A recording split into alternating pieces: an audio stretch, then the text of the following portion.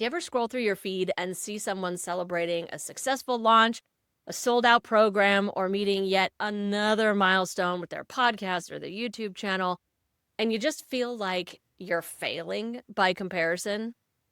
I've been there. I'm there on a regular basis. This is a common part of entrepreneurship. I think especially in the day and age of social media and online entrepreneurship being such a thing, because you can't escape it. And of course, all of those people are mostly, I was about to say always or only, but some of them are posting more authentic, real stuff nowadays. But most of the time, they're posting and screaming and shouting about all the great things that are happening in their business, of course. But sometimes there's even things you notice that they're not even celebrating. Things like watching their Instagram followers just shoot up, or watching their YouTube channel just blow up, a certain video just like goes viral. Whatever it is, those might be things that you notice on your own without the person even having to say anything or be celebrating, especially if it's a specific goal or milestone that you have in your own business as well. It's hard not to feel like a failure and wonder, what are they doing that I'm not doing? Or why are they achieving that when I'm not? That's what I thought we would talk about this week. It's the final episode of the TSA Weekly Podcast for season 2. And I just thought, it's a timely topic, but I feel like it's always a timely topic. So before we dive into this, make sure you like this video, subscribe to the channel if you haven't already, and ring that notification bell so that you never miss a tutorial or upload. Okay, so I could share hundreds of stories from my own business, from my own life when this has happened. Specific ones aren't even coming to mind right now because there are so many. I definitely would say when I first started my YouTube channel and my subscriber count was growing backwards, it felt like. And I mean, that is actually possible for your subscriber count to grow backwards. It wasn't really ever happening to me in that way. Like, yes, I would lose a subscriber here and there. I still do. It happens, whatever. There's a million reasons why that happens. But I was, even from the beginning, always slowly growing at a steady-ish pace. But it didn't feel like it. And especially when I would look at other competing YouTube channels, not even always of people that I know, but just sometimes people in a similar industry. And I'm like, how do you have tens of thousands of subscribers and I'm over here with like 122 or whatever? It just, there's a million reasons, right?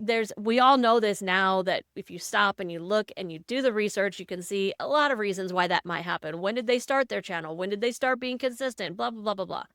But the reality is that in the moment, all of the logical explanations, all of the reasons and things that you probably should be looking at when you're comparing yourself, none of them matter, because all you're thinking about in the moment is, I suck, I'm a failure, I should just stop doing this.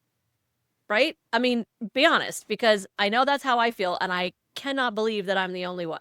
So what do we do? How do you handle it? How should we handle it when it feels like everyone else is winning except for you? Well, look, I don't think there's a specific formula, a right way, a wrong way. I mean, there are definitely things that are more beneficial and things that are less beneficial.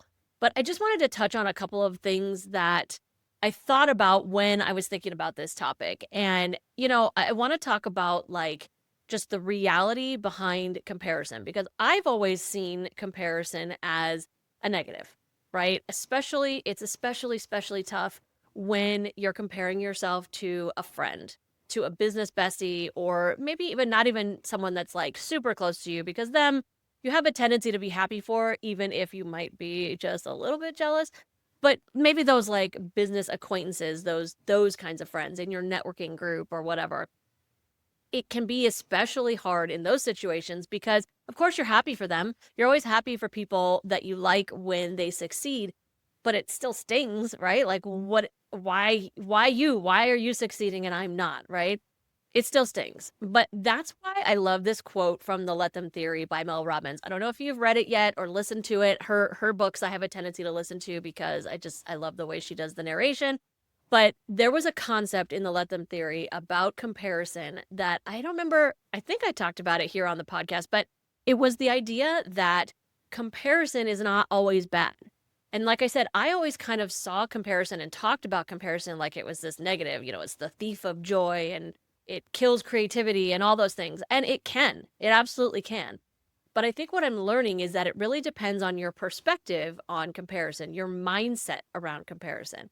And what Mel was talking about is allowing comparison to be a teacher.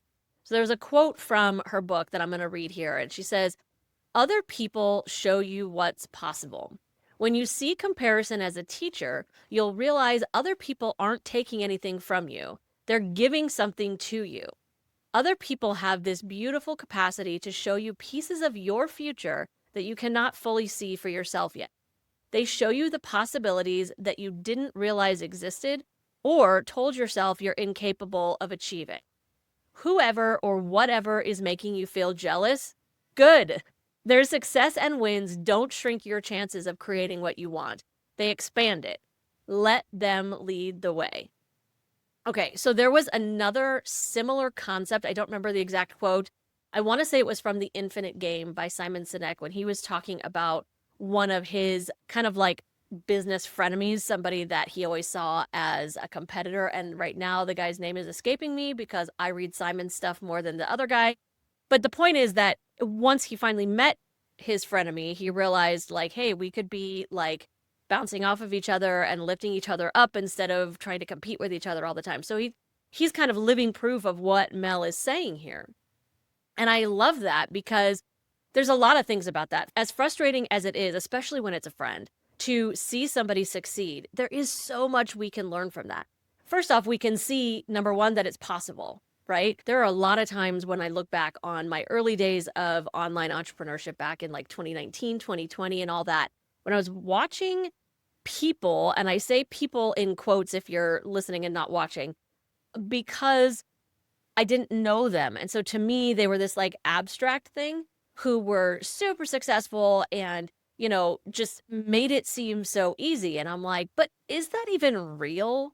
Like, is it even possible to do that? Or is there like a whole lot of stuff going on behind the scenes for that person that I didn't know? Like, did they have an in somewhere with someone? Did they get like promoted by someone else that was major and that's how they got there? Like, is this even really possible? But when it's somebody that you actually know, and I actually have someone in mind and I'm going to call her out because she is a friend and she is killing it, always has, like pretty much since the day I've seen her online. So I will call her out in a second. But when it's someone that you actually know in real life, you've met them in person, you're friends with them, and you see them succeeding at the level that you want to be, it makes it real. It makes the dream that you have and the goals that you have and all the things you're working towards actually tangible. It's not this pipe dream that only happens for a couple of people, right? It's like, hey, somebody I actually know in real life achieved this. That means it's actually possible. And the person I'm talking about is Megan Yelani Bayan.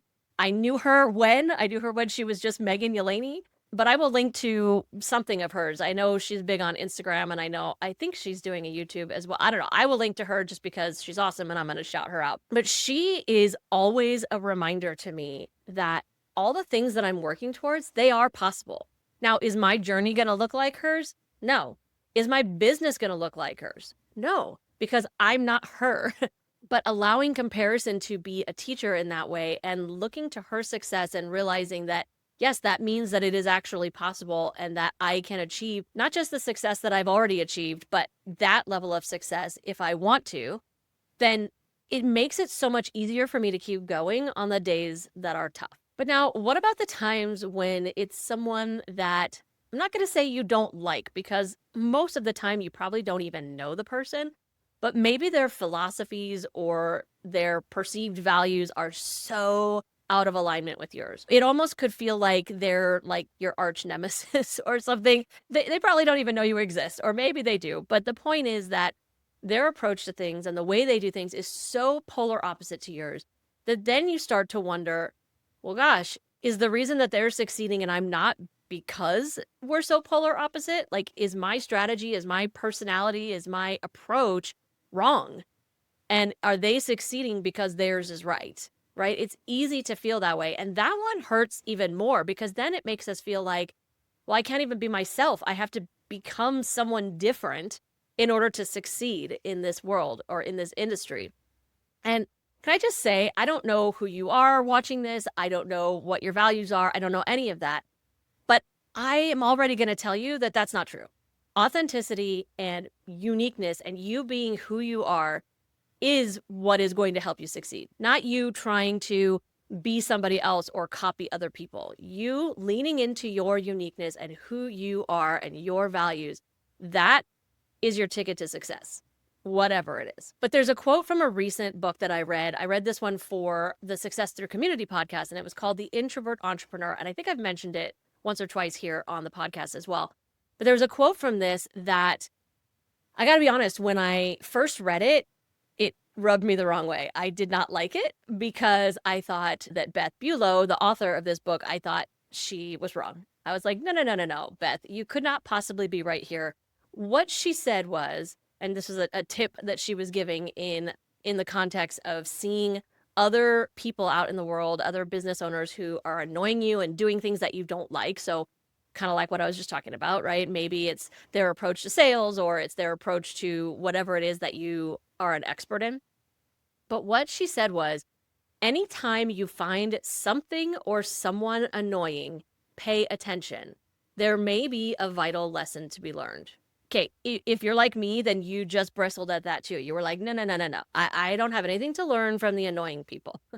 But the thing that came to my mind when I was reading this, based largely on the context in the rest of the book, was people who are overly pushy and salesy. I really don't like that. It's not me. It's not who I am.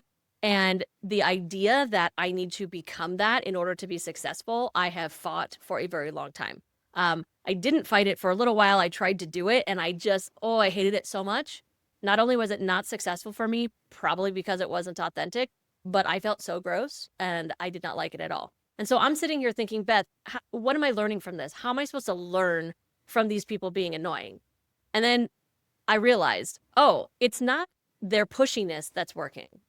It's the fact that they're really direct and they're really clear about not only what it is that they're offering, but how it benefits their target audience.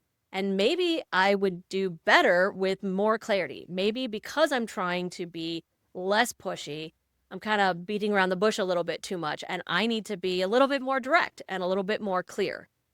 And when I started shifting my perspective in that way and getting more clear with my messaging, even though I wasn't being pushy or feeling pushy, it worked, guys. I hate to say it, but it actually worked. So Beth might be onto something here. If there's something that you see that is just annoying you to death, maybe you need to stop and break it down a little bit. What is it that they're doing? Not the annoying part necessarily, but like, what else? What are other components of what they're doing that maybe you should be paying attention to?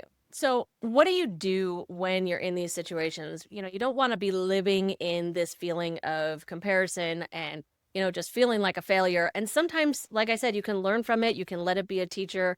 Sometimes it can be a benefit, but sometimes it's just not. Sometimes either you've already gleaned everything that you can from it and it's still annoying you, or it's still discouraging you, or still making you feel bad about yourself, still making you not feel like you can succeed, or, whatever it is that it's making you feel, it's negative and it's not helping you anymore. So look, there's a few things that you can do here. So let's be a little bit self-reflective here. So do you need to maybe unfollow or mute certain people strategically? Not literally everyone that's succeeding, but the people that are specifically, it's making you feel that way for one reason or another.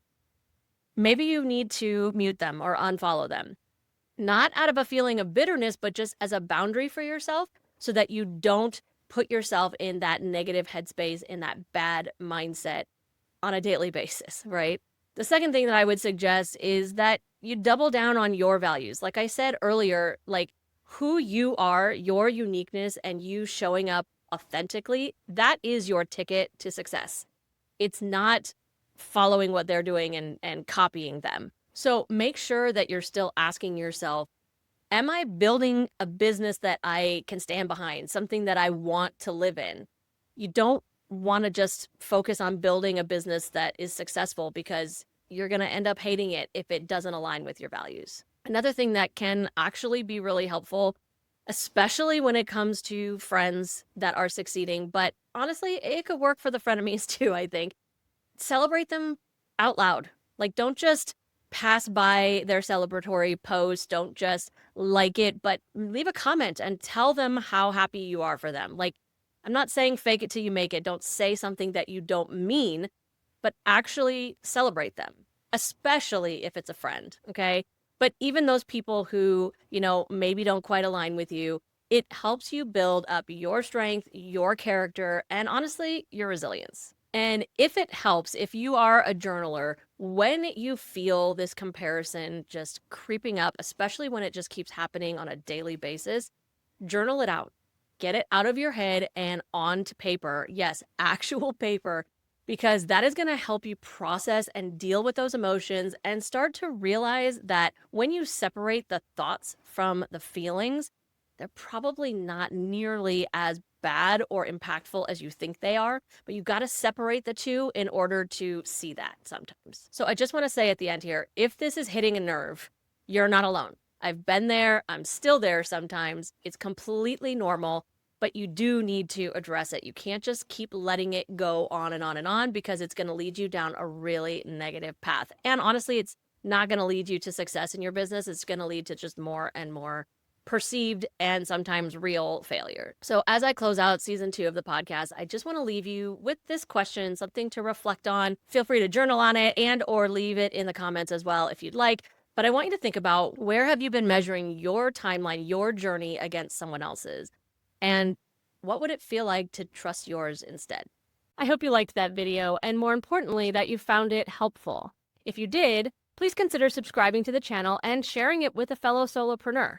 And make sure you check out the description for links to how we can connect and maybe even work together.